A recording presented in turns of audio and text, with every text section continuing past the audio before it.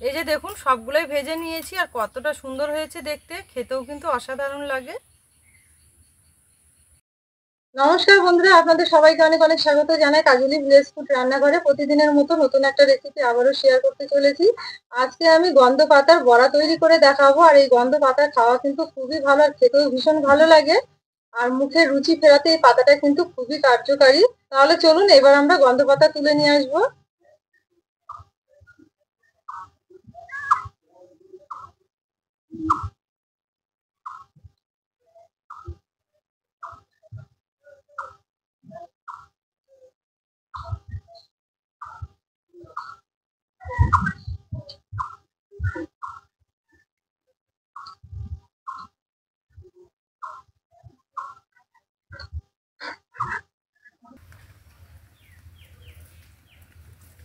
চলে এসেছি যেখানে গন্ধ পাতা পাওয়া যাবে সেখানে।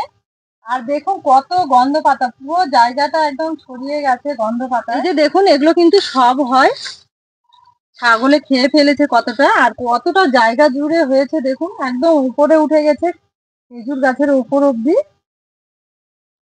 দেখুন কত পাতা। এই পাতা কিন্তু খেতে খুব ভালো লাগে, কাঁচাতে গন্ধটা একটু খারাপ লাগে, কিন্তু ভাজলে খেতে ভীষণ ভালো লাগে। এই গন্ধ পাতার অনেক রকমের রেসিপি করে এখান থেকেই কিন্তু সবাই তুলে তুলে খায়, সবাই এখান থেকেই পাতা তুলে নিয়ে যায়। এবার আমার যতটা পাতা লাগবে তুলে নেব।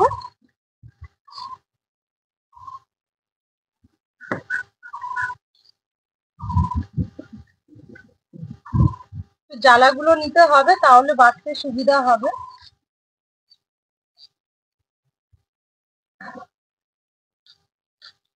পুরো জায়গাটা ছড়িয়ে গেছে একদম গন্ধ পাতায়।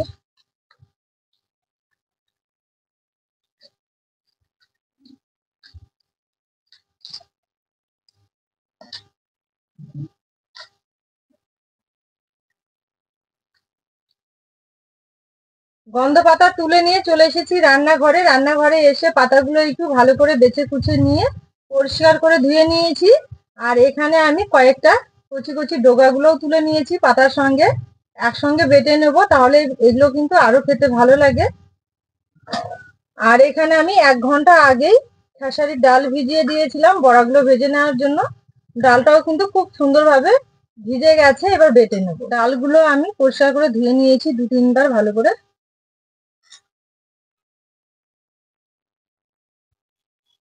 আর বড়া তৈরির জন্য কিন্তু খেসারির ডাল একদম পারফেক্ট।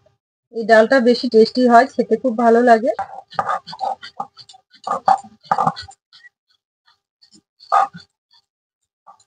ডাল আপনারা চাইলে কিন্তু মিক্সিতেও বেটে নিতে পারবেন, তবে আমি পাটাই বেটে নেব। এখানে ডালগুলো আমি খুব ভালো করে বেটে নিয়েছি, তুলে নেব।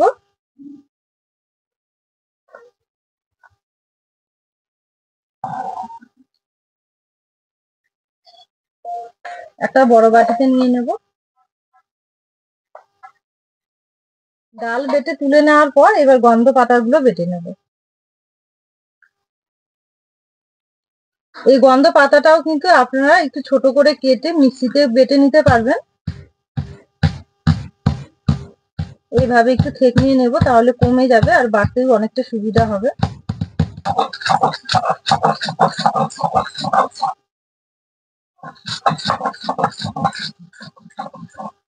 এই যে দেখুন কচি ডোকাগুলো নিয়েছি, এগুলো পাটায় বেটে নেব। দেখবেন একটুও কিন্তু গোটা গোটা থাকবে না, খুব সুন্দরভাবে বেটে নেওয়া হবে। তো এখানে গন্ধ পাতাও আমি খুব ভালো করে বেটে নিয়েছি, হয়ে গেছে। এই যে দেখুন ঠিক এইভাবে বেটে নিতে হবে। এবার তুলে নেব।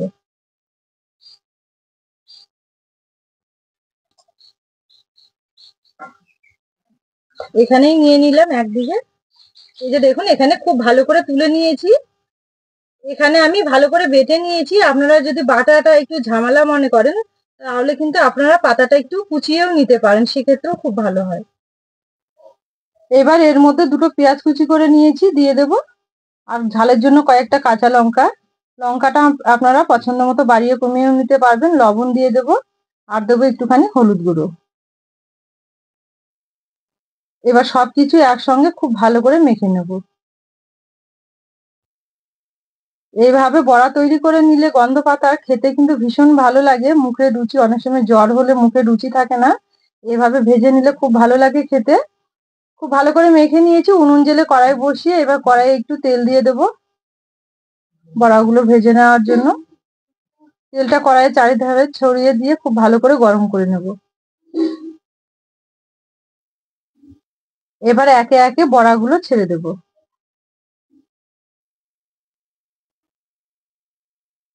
এই বড়াগুলো ভাজতে কিন্তু খুব একটা সময় লাগে না, 3 থেকে 4 মিনিটের মধ্যে কিন্তু খুব সুন্দর মুচমুচে করে ভেজে নেওয়া যায়, আর খেতে তো অসাধারণ লাগে। এই যে দেখুন গাগুলো একটু কালো হয়ে এসেছে, তার মানে একদিকে ভালো মতো ভাজা হয়েছে। এবার উল্টে দেবো, হালকা আছে কিন্তু এই বড়াগুলো ভাজতে হবে ওলট পালট করে।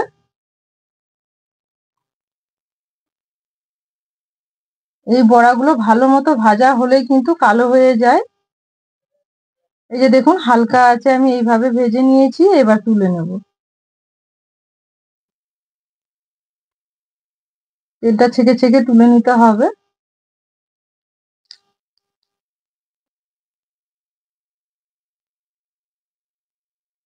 এই যে দেখুন কতটা সুন্দর লাগছে দেখতে। একইভাবে বাকিগুলো একটু ভেজে নেব। এগুলো দেওয়ার সময় বুড়ো আঙ্গুল দিয়ে একটু চেপে চেপে দিলেই কিন্তু একটু বড় বড় হবে আর ভাজতেও খুব ভালো হবে। আর অবশ্যই কিন্তু বড়াগুলো হালকা আছে ভেজে নিতে হবে, তাহলে দেখবেন ভেতর থেকে একদম মুচমুচে হয়ে যাবে। এই যে দেখুন এগুলো একটু কালো কালো হয়ে এসেছে, এবার উল্টে দেব।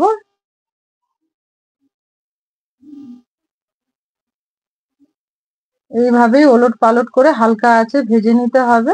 এগুলো খুব ভালো করে ভেজে নিয়েছি, এবার তেল ছেঁকে তুলে নেব।